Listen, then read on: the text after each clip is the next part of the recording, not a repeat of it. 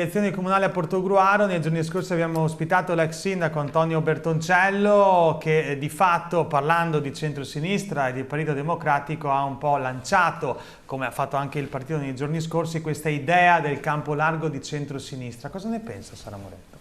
Ma io credo che l'idea del campo largo, così come interpretata dai segretari nazionali Schlein e Conte, abbia già dimostrato di essere un progetto fallimentare. Diverso è invece quelle esperienze amministrative che anche qui in Veneto hanno dimostrato di funzionare e che hanno visto un progetto che taglia fuori populismo e estremismi e che cerca di guardare al pragmatismo. In questi progetti, per esempio, anche in Veneto Italia Viva c'è stata, è stata presente, ha dato il suo contributo e sono progetti che noi siamo pronti assolutamente a valutare. Ecco, in questo senso, calandoci in salsa portoguarese, è chiaro che si pensa al Movimento 5 Stelle, a quelle realtà magari di centro o che non si riconoscono nel centrodestra e ovviamente anche al terzo polo.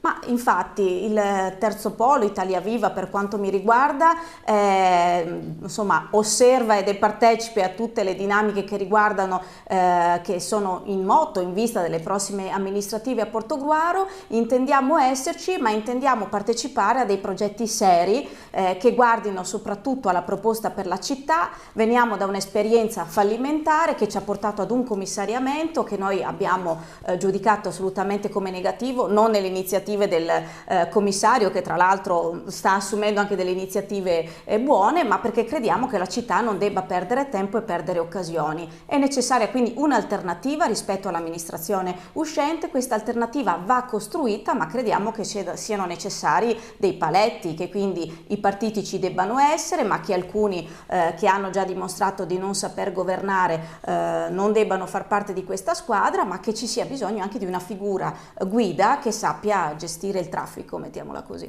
Ecco, so che ci sono già stati degli incontri tra il Movimento 5 Stelle e il Partito Democratico. Per quanto vi riguarda, c'è già stato insomma una discussione o qualcosa, è ancora prematuro? No, in questo momento è ancora prematuro, ma ovviamente stiamo tenendo delle relazioni anche noi in questo momento. Ecco, con un candidato che potrebbe mettere d'accordo un po' tutti, quindi Italia Viva potrebbe starci.